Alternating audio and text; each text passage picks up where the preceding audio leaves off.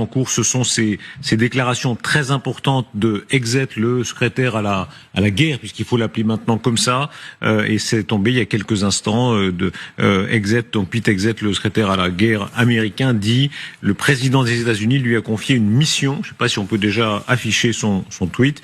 Une mission pour intervenir contre les narcotrafiquants. Il y a même un nom de cette mission, Renaud Girard, où visiblement l'opération contre le Venezuela est en train peut-être de se monter.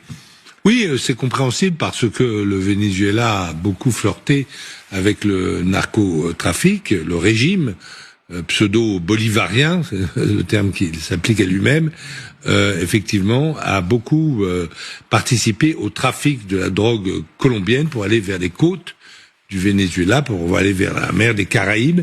Et de là, la drogue est exportée via souvent d'ailleurs les îles françaises vers l'Europe. Et il y a un moment où il faut dire non à ce narcotrafic, non à un État qui se livre à ce narcotrafic. Et je pense que Donald Trump prend une mesure, je dirais, de salubrité publique. Alors, effectivement, ça peut enfreindre la souveraineté des pays, mais on ne peut pas accepter dans la loi internationale, dans la communauté internationale, dans la communauté des nations, on ne peut pas accepter une nation qui se livre au trafic de drogue, alors que contre ses propres principes, parce que la consommation de drogue n'est pas autorisée dans la loi. Avant de juger, vraiment qu'on comprenne bien ce qui se passe. Donc Pete Exet, le secrétaire à la Défense, dit ce soir, le président Trump a ordonné des mesures et le ministère de la Guerre s'exécute.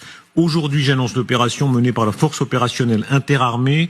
Cette mission défend notre patrie, élimine les narcoterroristes de notre hémisphère et protège notre patrie des drogues qui déciment notre population. L'hémisphère occidental est le voisinage de l'Amérique et nous ne le protégerons. Thierry Breton, comment est-ce que vous comprenez cette déclaration ? Il y a deux aspects qu'il faut, je crois, toujours avoir en tête pour essayer d'anticiper, de comprendre la politique étrangère et la politique tout court de Donald Trump.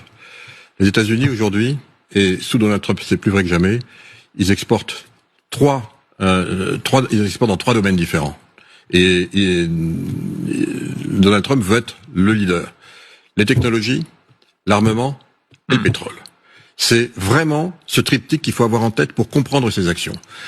Cette action, pour moi, elle s'inscrit évidemment dans ce qu'a dit fort justement Renaud Girard, même si, encore une fois, on sait que c'est plutôt par la Colombie qui fournit, et ça passe ensuite par le Venezuela. Mais je suis personnellement convaincu que ce qui intéresse par-dessus tout et après, comme d'habitude avec Trump, il y a le business derrière. C'est que le Venezuela, on le sait, c'est le pays qui